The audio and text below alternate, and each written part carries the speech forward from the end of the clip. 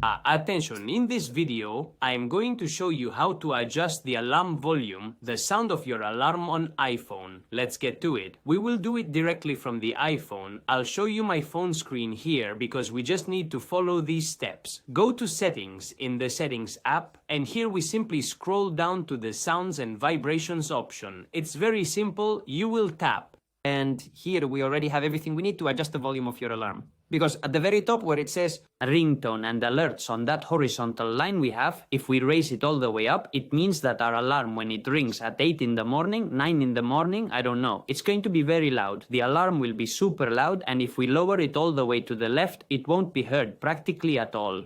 I have a very low because I like to wake up gradually. I don't like it when suddenly, boom, the alarm goes off and oh my, I wake up not knowing where I am. Well, after this little reflection, besides the alarm volume in this sound and vibrations option, we have, to modify the ringtone, the message tone, and also within the alarm, if we want there to be vibration in addition to volume. You can modify this with all the buttons you have here, but that's basically to raise and lower the alarm tone. The alarm volume would be with the top horizontal line in sounds and vibrations. So that's it.